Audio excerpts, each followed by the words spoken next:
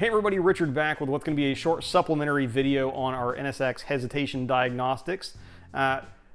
Pointing to the last video that we did, we had done some test driving with and without a fuel pump resistor in the loop to see if we could isolate it with that experiment, which it has pointed us in a direction, but we want to confirm that direction.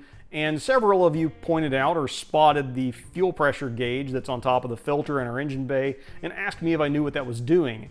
The answer is sheepishly no, because I'm lazy, but here we are. So I've stopped being lazy. I went ahead and pulled the engine cover off. It's over there on a table somewhere. But what we're going to do now, though, is we're going to go and go for another drive. I'm going to mount a camera inside the engine bay that will be able to see the fuel pressure gauge. And then I will have a second camera mounted in the cabin looking at the instrument cluster so we can see what is going on. You know, those will be synced, so we'll be able to see what's happening at what RPM.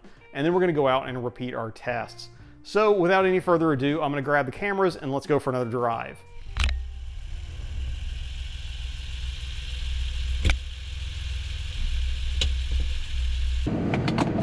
All right, test one with resistor in play.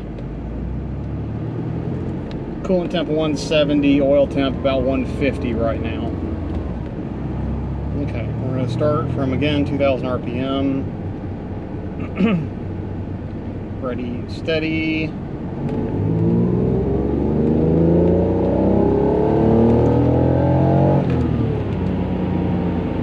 We're just looking for a 4000 RPM ramp.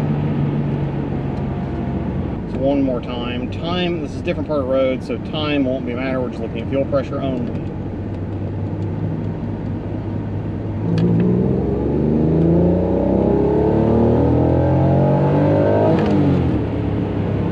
Okay.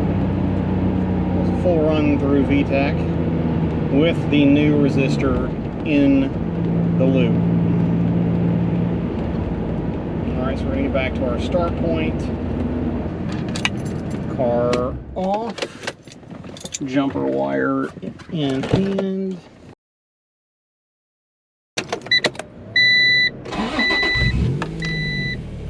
All right,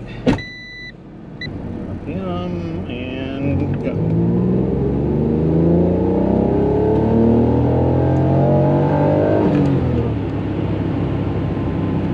Yeah, definitely.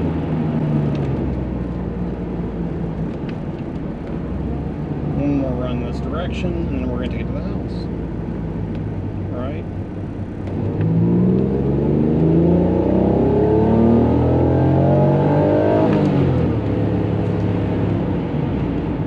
Yeah, there's no surge that time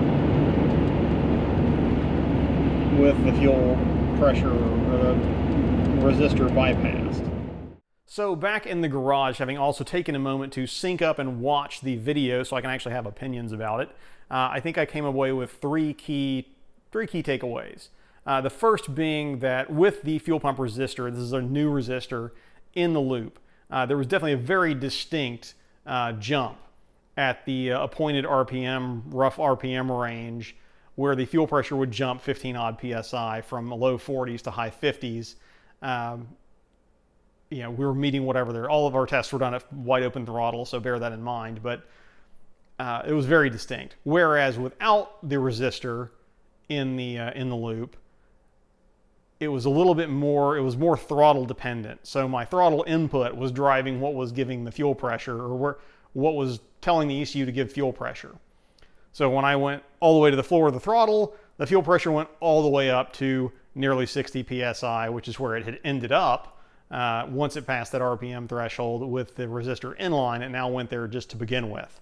Now, again, I'm not going to speculate on what should actually happen there. I don't actually have a basis for comparison.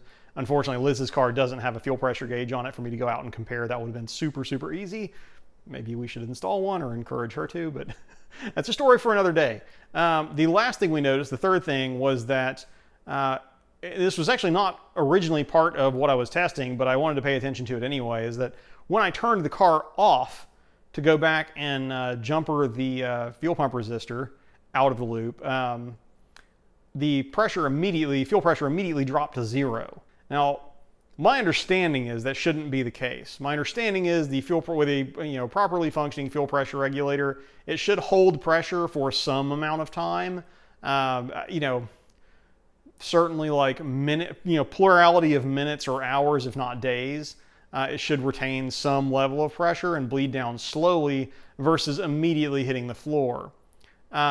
So, based on the new information we have, what are we doing now? So, have my plans changed at all, I guess?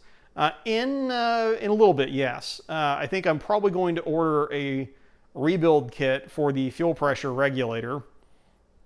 That would be super disappointing if that's the issue, given that it's only a year old. But, AEM, it's not factory Honda, I guess, although seems reputable enough to me. But I think it has to be, given that pressured brick at pressure drop when the car switched off, it kind of has to be a suspect now.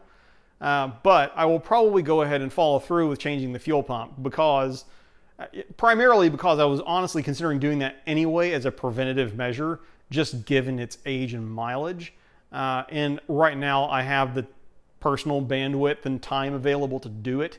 So I'm probably going to continue down that path.